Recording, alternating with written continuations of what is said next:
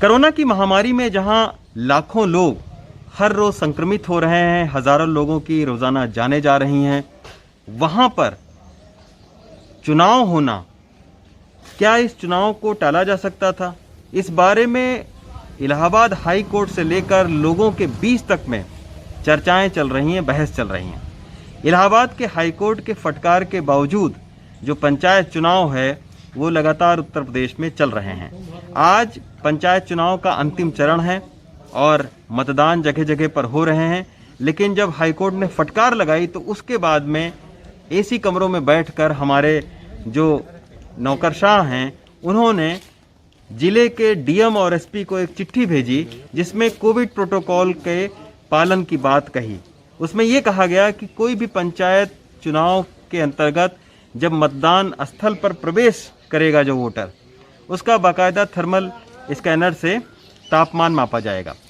अगर तापमान ज़्यादा है तो दोबारा लिया जाएगा, दोबारा भी अगर ज़्यादा है तो बुखार है अगर उसको, तो मतदान खत्म होने के 1 घंटा पहले उसको बाकायदा जो कर्मचारी होंगे वो पीपी किट पहनकर उसको मतदान करवाएंगे। तो और प्रोटोकॉल बनाए गए कि सैनिटाइज किया जाएगा हाथों को, फिर सोशल डिस्टेंसिंग करवाई जाएगी पुलिस के ज़रिए।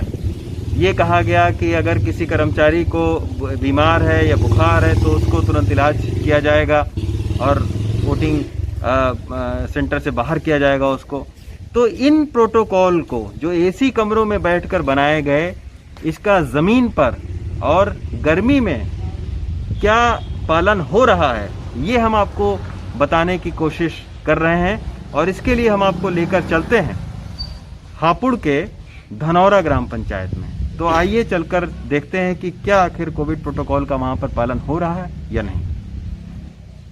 जो कोविड प्रोटोकॉल है उसके तहत यहाँ पर बुखार नापा जाना चाहिए कि किसी को तापमान, किसी का तो नहीं बढ़ा है, तो तापमान नापने की मशीन कहीं मैडम दिख रही है तापमान नापने की मशीन? कहीं नहीं है तापमान नापने की मशीन, वो नहीं है। तो अगर किसी को बुखार है यहाँ पर आ गया वोट डालने के लिए तो कैसे पता चल पाएगा? कैसे भी ना पता चले, नहीं पता चल नहीं चले को, जब कुछ है ही नहीं इंतजाम। अच्छा, हाँ जी, जब टेम्परेचर नापने का नहीं है, हाँ सिस्टम कुछ है ही नहीं। हाँ। वो तो गवर्नमेंट को करना चाहिए ना। तो उसने एक पत्र तो जारी किया है कि ऐसा इंतजाम होना चाहिए हर मतदान केंद्र पर। हाँ होना चाहिए, कर हुआ तो नहीं, पत्र जारी करा उन्होंने पर हुआ तो नहीं इंतजाम। तो फिर इस पत्र जारी करने का क्या मतलब हुआ? फर्जी हुआ, वाह लूट रहे पब्लिक से। तो ये आपने रिपोर्ट देखी कि कैसे लोगों के बीच में इस आपदा को लेकर चर्चाएं हैं और ज़मीनी स्तर पर कोविड प्रोटोकॉल का किस तरीके से पालन करवाया जा रहा है। अब 2 मई को पंचायत चुनाव की मतगणना है। उस मतगणना को लेकर जिन कर्मचारियों की ड्यूटी उसमें लगी है वो डरे हुए हैं। प्राथमिक शिक्षक संघ जैसे जो संगठन हैं उनका ये कहना है कि अभी तक 100 से ज़्यादा लोग मारे जा चुके हैं जो शिक्षक हैं, और इस मतगणना में भी बैलेट पेपर होंगे, भीड़ होगी, जो लोग कोरोना से पहले संक्रमित हुए होंगे उनकी भी ड्यूटी जो है लगाई गई है। उनसे कहा गया है कि अगर कोविड मतगणना स्थल के अंदर कोई आता है तो बाकायदा एक RT-PCR की रिपोर्ट उसको पेश करनी पड़ेगी। अब आप उत्तर प्रदेश में देखिए कि यहाँ 4-4, 5-5 दिन के बाद में RT-PCR की रिपोर्ट आ रही है।